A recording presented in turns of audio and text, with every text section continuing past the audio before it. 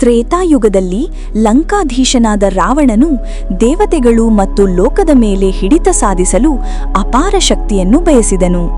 ತನ್ನ ತಾಯಿಯ ಇಚ್ಛೆಯಂತೆ ಅವನು ಕೈಲಾಸ ಪರ್ವತಕ್ಕೆ ಹೋಗಿ ಪರಮೇಶ್ವರನಾದ ಶಿವನನ್ನು ಒಲಿಸಿಕೊಳ್ಳಲು ಘೋರವಾದ ತಪಸ್ಸನ್ನು ಮಾಡಿದನು.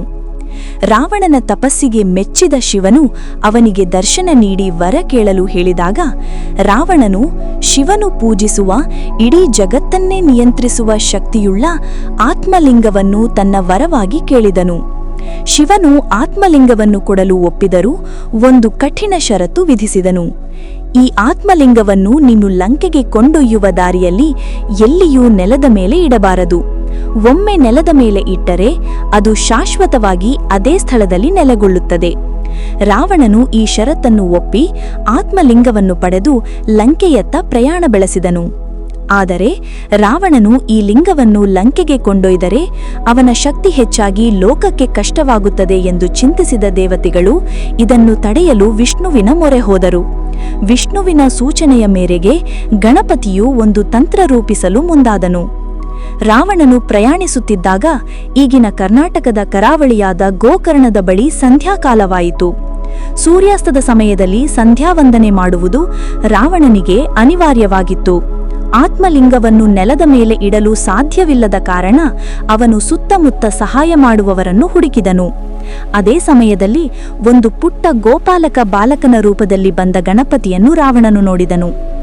ರಾವಣನು ಆ ಬಾಲಕದಲ್ಲಿ, ನಾನು ಸಂಧ್ಯಾವಂದನೆ ಮುಗಿಸಿ ಬರುವವರೆಗೆ ಈ ಲಿಂಗವನ್ನು ಹಿಡಿದುಕೊಳ್ಳಬೇಕು, ಇದನ್ನು ನೆಲದ ಮೇಲೆ ಇಡಬೇಡ ಎಂದು ವಿನಂತಿಸಿದನು. ಗಣಪತಿಯು ಒಂದು ಷರತ್ತು ಹಾಕಿದನು. ನೀನು ಬರುವುದು ತಡವಾದರೆ ನಾನು 3 ಬಾರಿ ನಿನ್ನನ್ನು ಕರೆಯುತ್ತೇನೆ, ನೀನು ಬರದಿದ್ದರೆ ಇದನ್ನು ನೆಲದ ಮೇಲೆ ಇಟ್ಟು ಹೋಗುತ್ತೇನೆ ಎಂದನು. ರಾವಣನು ಒಪ್ಪಿ ಸಂಧ್ಯಾವಂದನೆಗೆ ಹೋದನು.